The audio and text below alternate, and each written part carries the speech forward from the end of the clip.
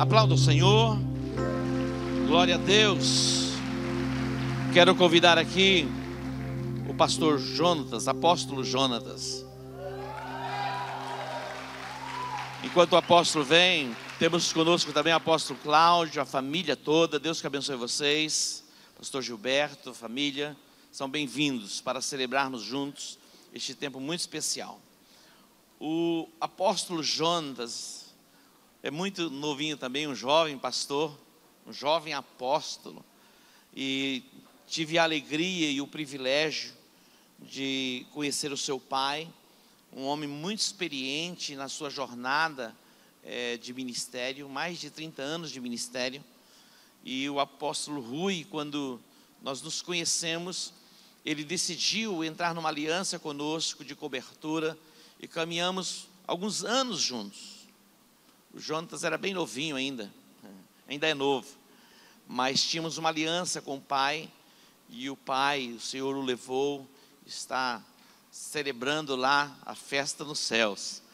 E aprove a Deus, na jornada e na caminhada, separar o pastor Jonatas para o apostolado, e hoje caminhamos juntos também numa aliança. Deus tem usado Jonatas de uma forma tão extraordinária na cidade de Dourados. É um desafio pastorear uma igreja, é um desafio pastorear uma igreja pequena, e um desafio maior pastorear uma igreja em crescimento, que já é uma igreja grande.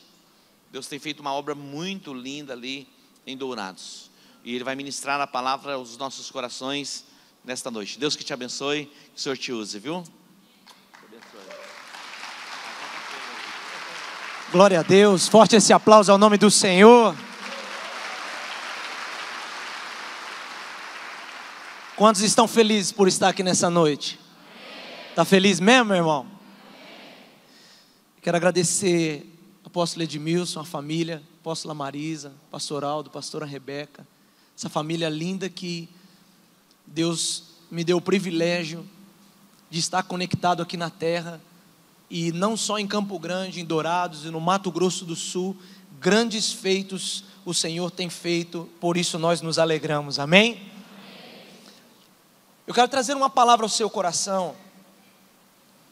Gostaria que você abrisse a palavra de Deus no livro de Êxodo, capítulo de número 12, a partir do versículo de número 1. A palavra de Deus, ela vai falar sobre os dias, sobre o alimento, sobre a forma como se deveria celebrar a Páscoa, antes de que o estado daquele povo fosse por completo mudado, antes que Deus arrancasse das duras cargas do Egito, da dura servidão que aquele povo vivia, e o transportasse para a terra prometida.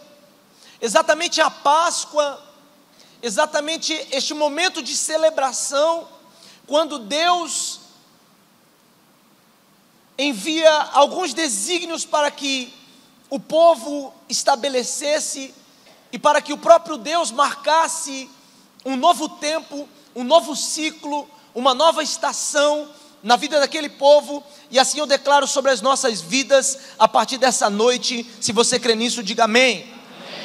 Vamos ler as escrituras. A palavra de Deus diz: Ora, o Senhor falou a Moisés e a Arão na terra do Egito, dizendo: Este mês será para vós o princípio dos meses, este vos será o primeiro dos meses do ano.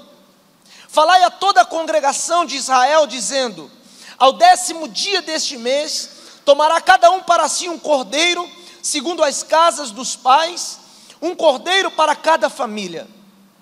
Mas se a família for pequena demais para um cordeiro, tomá-la juntamente com o vizinho mais próximo de sua casa. Conforme o número de almas, conforme ao comer de cada um, fareis a conta para o cordeiro. O cordeiro ou o cabrito será sem defeito, macho de 1 ano, o qual tomareis das ovelhas ou das cabras. e o guardareis até o 14º dia deste mês. E toda a assembleia da congregação de Israel o matará à tardinha. Tomarão do sangue e pô-lo-ão em ambos os umbrais e na verga da porta das casas em que comerem. Verso de número 8. E naquela noite comerão a carne assada ao fogo, com pães asmos, com ervas amargosas comerão. Não comereis dele cru, nem cozido em água, mas sim assado ao fogo. A sua cabeça com as suas pernas e com a sua frissura, nada deixareis deles até pela manhã. Mas o que dele ficar pela manhã, queimá-lo-ei no fogo. Assim, pois, o comereis: os vossos lombos cingidos, os vossos sapatos nos pés e o vosso cajado na mão.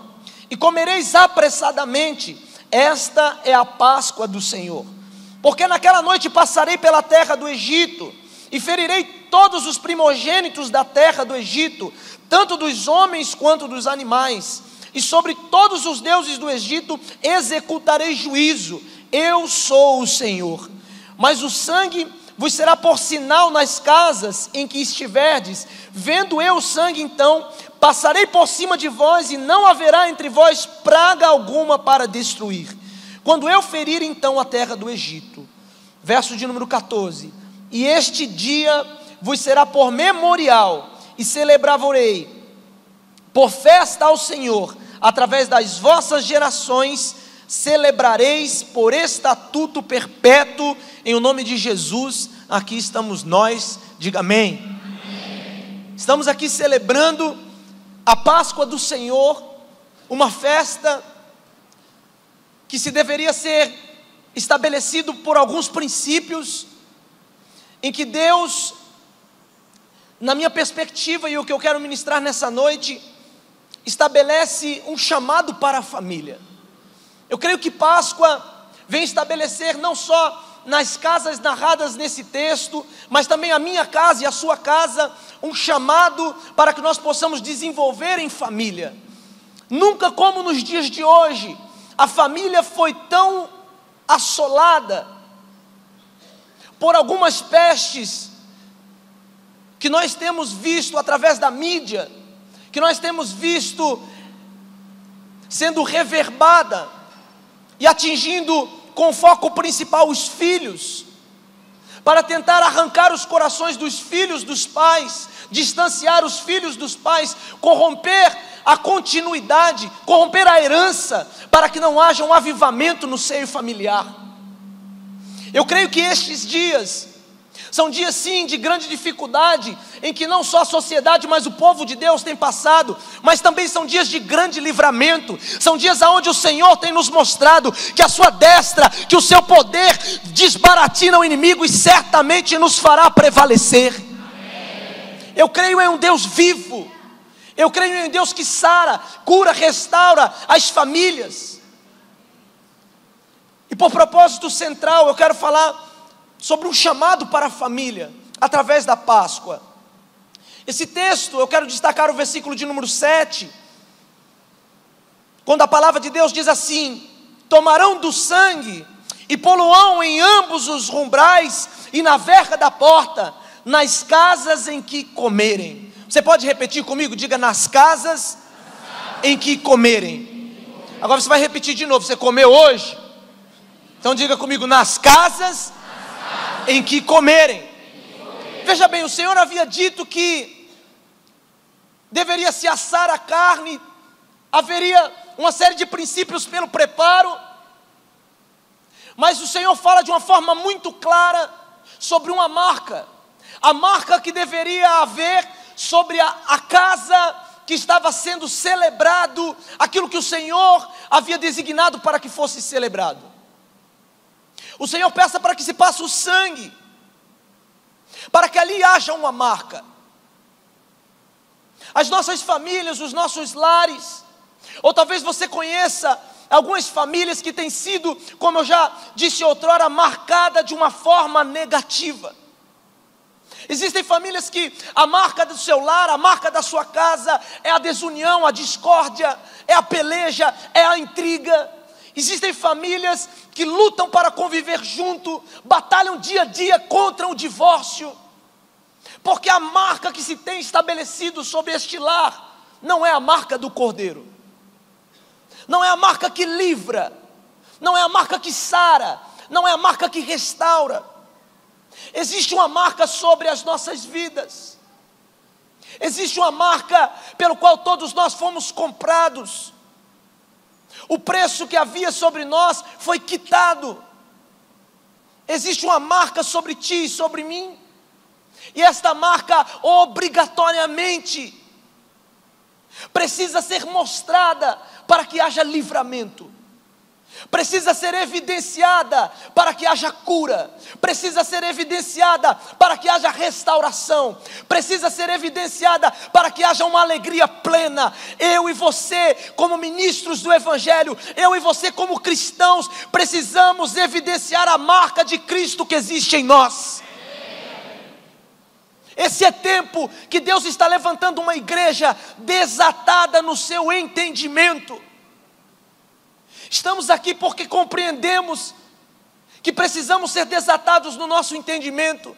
Veja bem, o nosso adversário Satanás não teme a uma igreja, a um povo que pratica ritos religiosos, não teme a um povo que rotineiramente vai à célula, não teme a um povo que canta louvores, mas Satanás e o inferno estremece quando a igreja, quando um povo tem o seu entendimento desatado. Estamos aqui nessa noite porque Deus está desatando, ampliando o nosso entendimento para nos confiar conquistas maiores.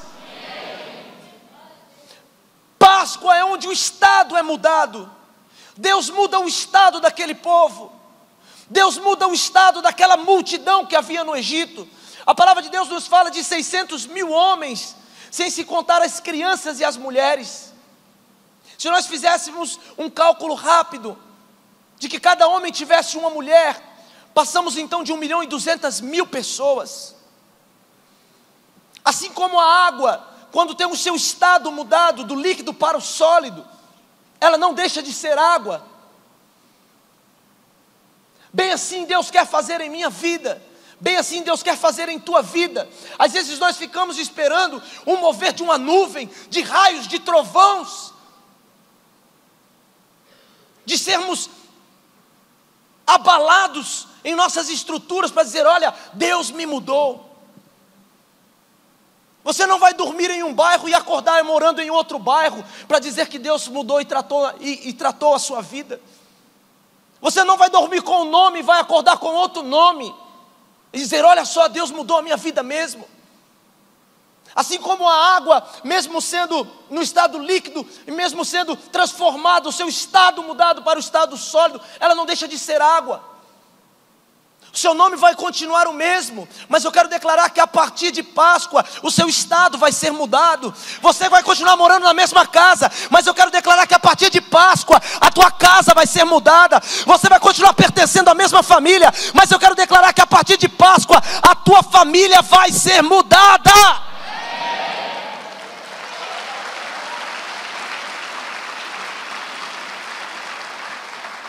Deus muda o estado daquele povo. Eles se viam como escravos, eles se portavam como escravos, eles falavam como escravos, eles se relacionavam como escravos. Porém Deus os via como senhores, Deus os via como príncipes, e pouco importa como a sociedade, pouco importa como as pessoas nos veem, o que de fato tem valor e grande importância é como Deus nos enxerga. Aquele povo ali no Egito, nem mesmo eles entendiam que o próprio Deus estava prestes a mudar o seu estado.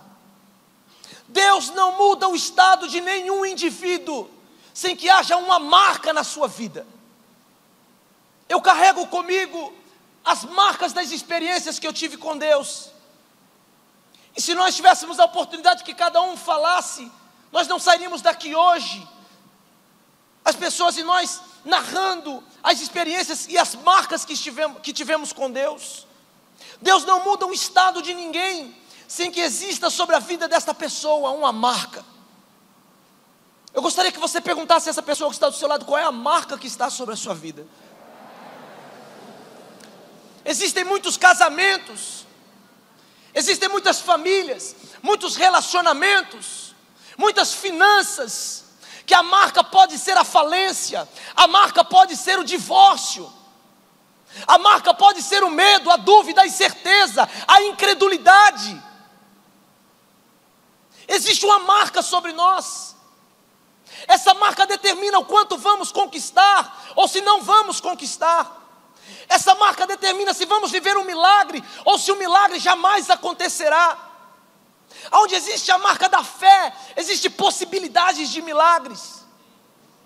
Onde existe a marca da incredulidade, não há possibilidade para que o milagre frutifique. A marca determina quem nós somos. Passamos por dias de grandes desafios, em que a crise não vem para revelar quem você vai ser. A crise revela quem você é.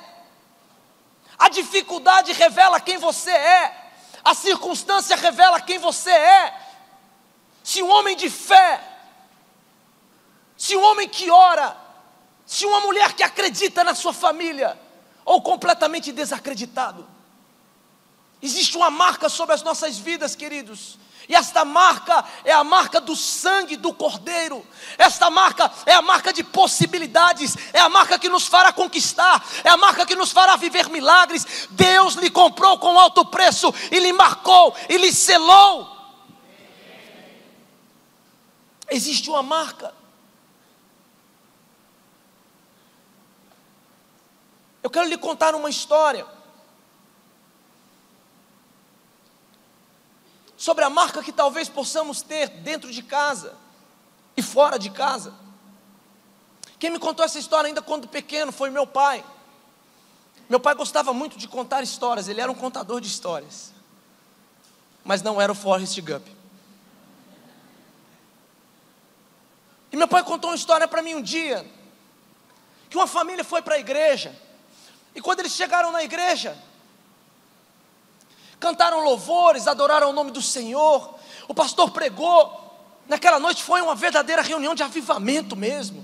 Havia muita unção naquele lugar.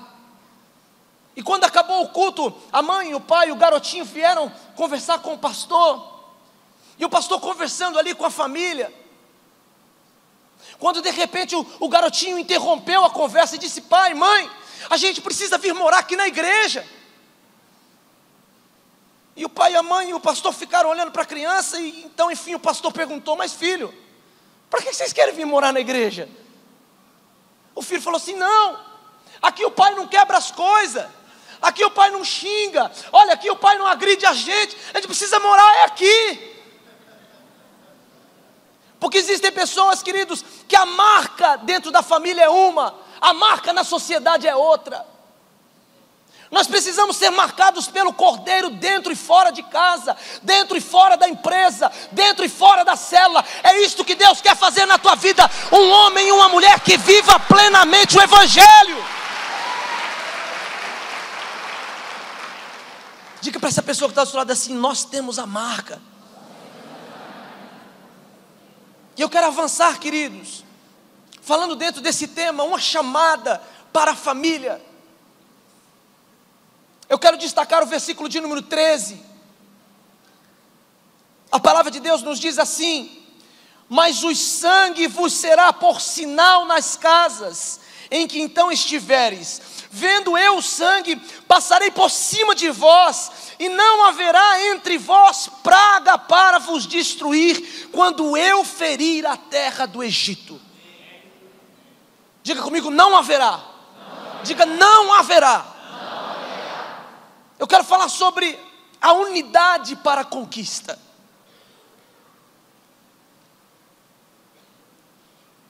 Esse texto ele fala sobre a unidade que pode ser gerada, ou que precisa haver dentro de um lar, dentro de uma família, numa estrutura em que nós estamos desenvolvendo, como a minha e a sua família. Eu sempre costumo dizer lá na igreja, que você quer conhecer se o cara é crente mesmo, vai na casa dele 10 minutos antes do culto, principalmente quem tem filho. É uma loucura, meu irmão, para poder sair no horário, para poder chegar no horário, para poder arrumar a criança. Aí arruma a criança, daqui a pouco você vai se trocar, quando volta a criança está tudo desarrumada. E eu não vou dizer para você que o cara sai orando em língua de casa, não, que não sai. Às vezes é até umas línguas estranhas. Mas esse texto fala que se nós praticarmos a unidade para a conquista, não haverá entre vós praga para vos destruir. Queridos, a marca que precisa haver dentro de unidade em nossos lares é a cumplicidade, a compaixão, o perdão, o amor. Muitas famílias, queridos, dentro dessa estrutura, tem sido marcado pela maledicência, tem sido marcado por pestes, por pragas, por maldições, que talvez ainda não se deram conta, mas não têm lhe deixado caminhar na velocidade que Deus quer que você caminhe. Esse texto ele fala que se nós desenvolvermos essa unidade, não haverá praga para destruir. A palavra de Deus, queridos, ela fala assim no livro de Marcos, capítulo de número 3, versículo de número 24: pois se o reino se dividir contra si mesmo, tal reino não subsistirá. Não podemos viver dentro dos nossos lares como em um cabo de guerra, um puxa para um lado, outro puxa para o outro. Não podemos viver com um discurso contaminado. Não podemos viver acreditando em causas diferentes. Nós já vamos falar sobre isso, dentro desse terceiro ponto, que é a concordância no propósito. Olha que interessante isso, dentro das nossas casas, dentro da nossa família, porque bom ou má, certo ou errado, todos nós temos uma família, todos nós fazemos parte de uma família, estamos inseridos em família. Família é o projeto central de Deus. Deus quer tratar, curar, restaurar a minha, a sua, a nossa família. Não existe avivamento por completo que não atinja a família. Não existe poder na cruz por completo que não atinja a família. A maior evidência da vida de um homem, de uma mulher restaurado pelo poder, é quando ele atinge a sua família. E eu quero declarar estas palavras: Deus vai usar a tua vida para atingir a tua família. Deus vai usar a tua vida para salvar a tua geração. Eu profetizo de que nenhum dos teus descendentes serão convidados a ir para o inferno, mas aceitarão o convite da cruz.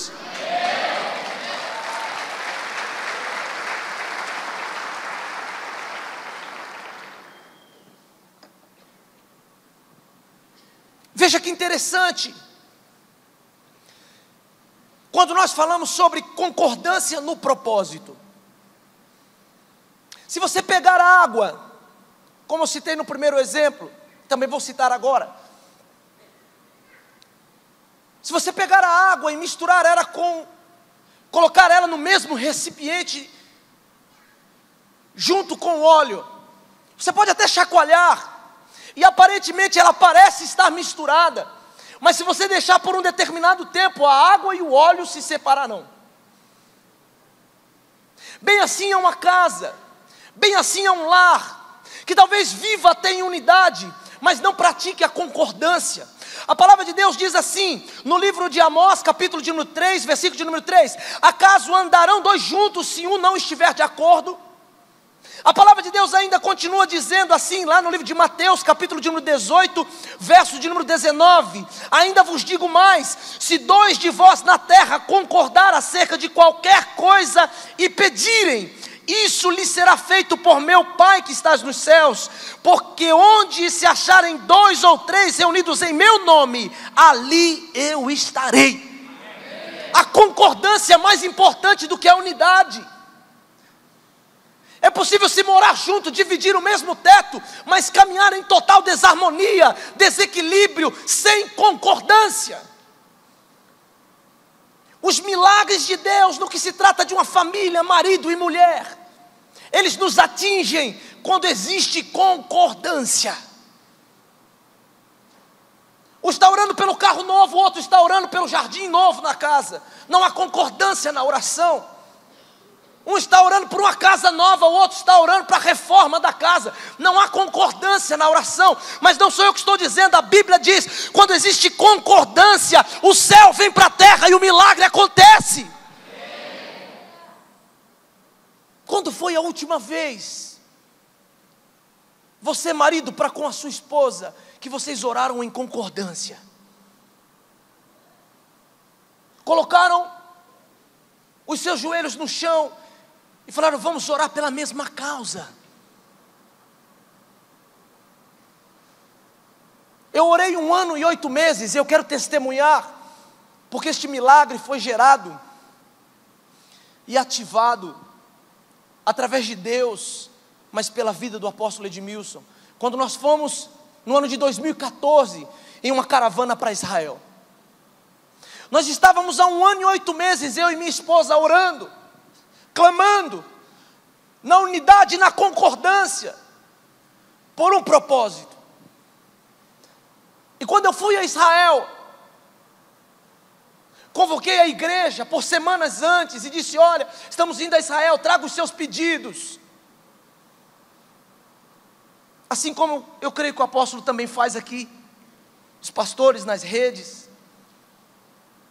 E a igreja trouxe os pedidos, enchia uma mochila de pedidos. Em 2014 levei esses pedidos lá no Muro das Lamentações, enfiei nos buraquinhos, nos vãozinhos, um por um, e orei, pedindo que o milagre se estabelecesse. Depois que terminei de orar, já vinha voltando, saindo do muro, o Senhor bradou no meu coração em uma voz audível, dizendo: vocês pastores são muito engraçados, vocês tomam as causas dos outros muito mais do que as suas. E o Senhor me disse assim: pede, o que você quer que eu te faça?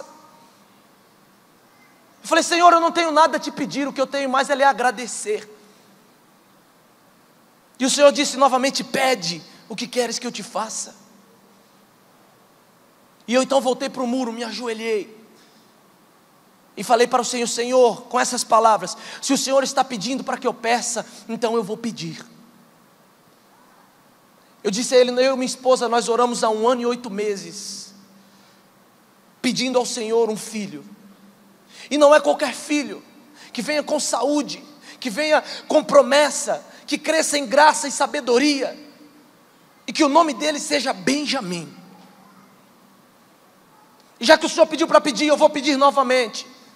Eu quero uma casa. E eu disse quais eram as características da casa. Eu quero uma casa assim, assim, assim.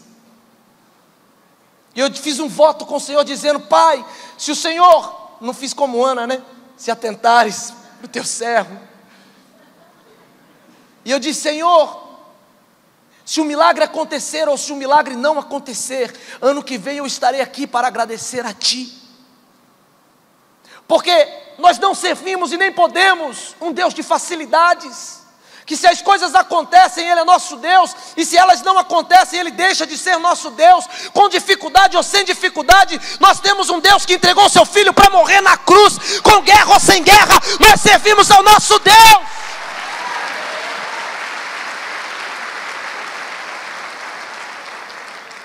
E pelos exames, igreja, eu tenho os exames até hoje, do dia quando eu voltei de viagem.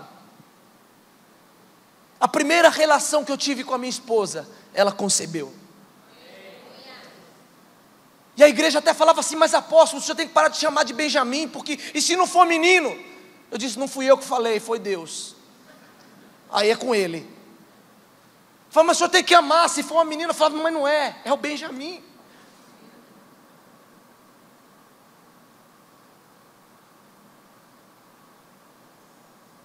E nós demos continuidade a uma gestação saudável. E no ano de 2015, quando faltava aproximadamente uns 4 meses para que nós fizéssemos novamente a viagem, eu entrei em trâmite com o processo da casa. Já havia escolhido a casa, mas nada dava certo. O financiamento não passava. Ora o dono estava pegando os meus bens, daqui a pouco ele não queria pegar mais. Nada dava certo. E eu lembrei da oração que eu fiz. Coloquei os meus joelhos no chão junto com a minha esposa, em concordância. Eu não quero me alongar, mas na véspera, para que nós pudéssemos embarcar para Israel, eu peguei a chave da minha casa na mão. E quando eu peguei a chave na mão, o Deus em que nós servimos me disse: eu não fico devendo nada para ninguém. Se Deus não deve nada para mim, também não vai dever para você. O mesmo Deus que fez o milagre em mim, também vai fazer na tua vida. O que nós precisamos são simplesmente desses ajustes. Ajustar a marca que há em nós, ajustar a unidade e perseverar em concordância. Se você é casado assim como eu também sou, você sabe que não é fácil perseverar em concordância.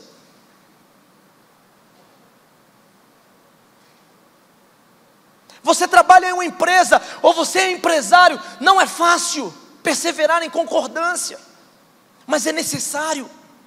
A grande maioria das coisas que o Senhor nos deixou como princípio na palavra, nenhuma delas são fáceis, mas se fazem necessárias. Páscoa vem como uma chamada para a família.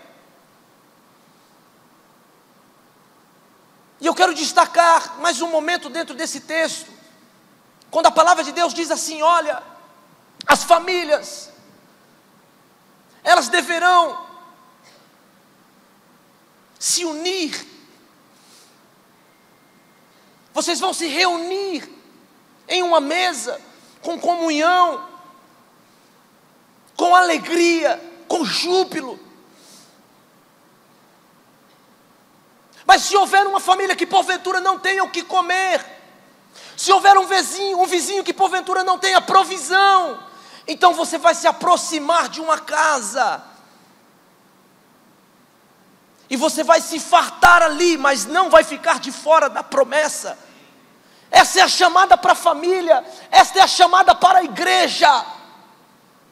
Acolher os necessitados, acolher aqueles que estão sendo assolados, restaurá-los, acolhê-los pela promessa, porque o milagre é para mim, também é para você e para o próximo.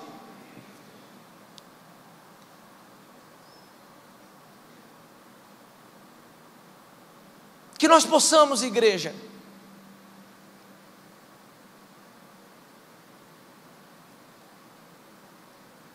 revisar a marca que existe em nós,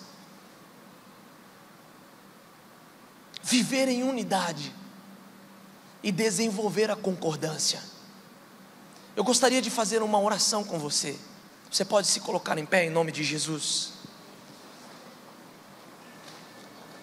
E eu gostaria de fazer assim, como em Páscoa.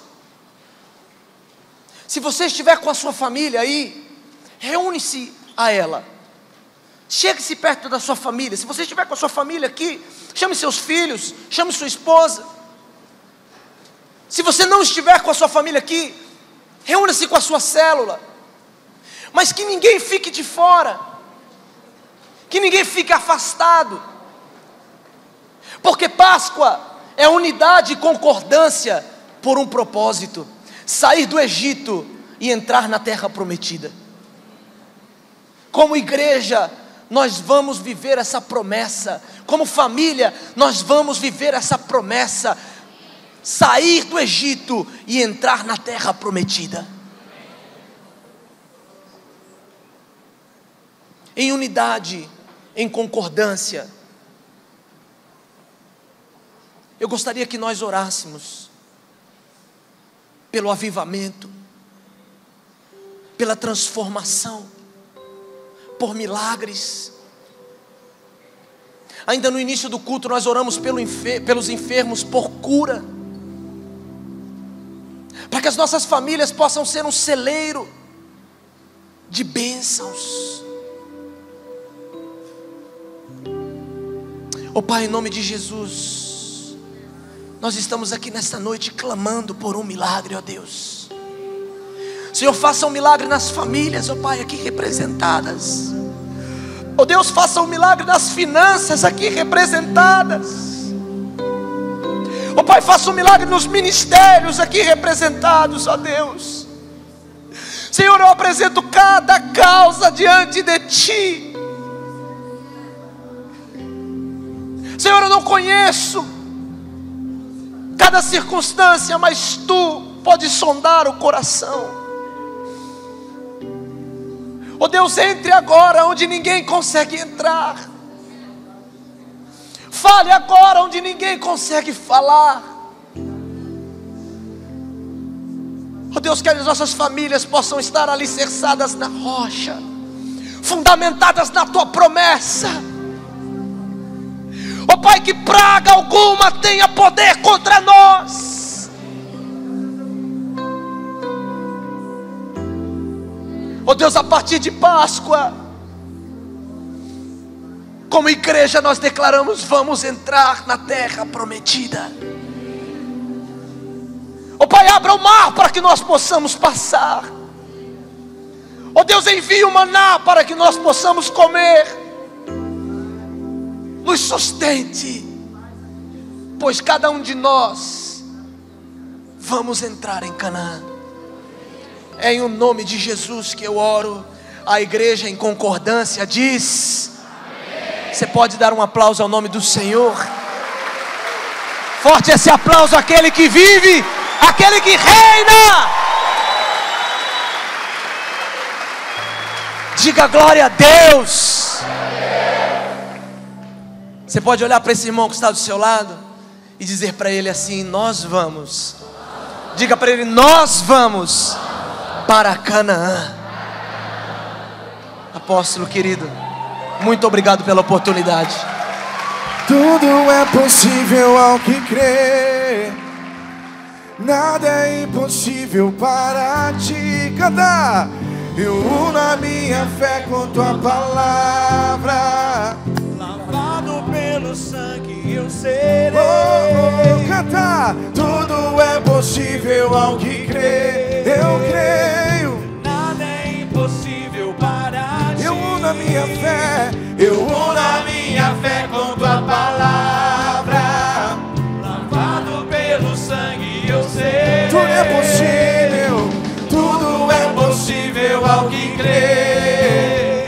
E nada é impossível para Ti. Eu uno a minha fé com Tua palavra. Lavado pelo sangue eu serei. Pega suas mãos para o alto e canta para Ele. Ei! Vou crer para ver, sonhar acordado, viver as Tuas maravilhas. Vou crer para ver, sonhar acordado, viver as Tuas maravilhas. Vou crer para ver, sonhar acordado, viver as Tuas maravilhas. Vou crer para ver, sonhar acordado. Com toda a sua fé, agora cante o mais alto que você puder nessa noite. Tudo é possível ao que crê. E nada é impossível para Ti. Eu uno a minha fé com Tua palavra. Lavado pelo sangue eu sei. Pega sua mão e cante. tudo é possível. E nada é impossível para ti. Eu uno a minha fé com tua palavra. Lavado pelo sangue eu serei. Aplauda o Senhor. Glória a Deus. Diga para o teu irmão aí, Deus tem muito mais para você. Deus tem muito mais para cada um de nós. Quando Deus falou no meu coração, defina o que você quer, senão você não tem. Eu quero dar uma oportunidade para você, nesta noite, falar com Deus. Você vai voltar para sua casa, você vai ter o seu tempo, hoje à noite, amanhã de manhã. Coloque algo diante do Senhor. Escreva. E amanhã à noite você vai trazer isso escrito. É possível que algumas pessoas aqui já tenham sido vitimadas por um divórcio. É possível que algumas pessoas tenham perdido a sua família. É possível. Foram traumatizadas na caminhada e na jornada. Mas eu quero dizer para você, você não está só. Há uma família para você se achegar. E nós somos esta família. Você vai se achegar à família. A família de Deus. E você vai participar do sacrifício do Cordeiro. Você vai ter provisão dentro da sua casa. Você vai receber o seu milagre. Então você nesta noite, fale com Deus. Seja específico. Escreva uma cartinha para Ele. E amanhã você vai trazer, e nós como família, vamos nos unir pela sua causa. E você vai ter a sua vitória plena, vitória completa. Diga eu creio. Levante suas mãos aos céus. Pai, te agradecemos e te bendizemos por esta noite. Eu te louvo, Deus, pela palavra revelada, pela palavra liberada aos nossos corações. Te louvamos, ó Pai, porque trazemos sobre nós a marca do sangue, as marcas de Cristo. Te louvamos, ó Deus, pela unidade que se move em nosso coração. Entramos em concordância para que as casas, os lares, ó Deus, sejam envolvidos pela Tua glória. E venha o tempo de restauração plena, restauração completa. Eu ordeno a bênção do Senhor sobre a tua vida. Em o nome de Jesus, diga amém.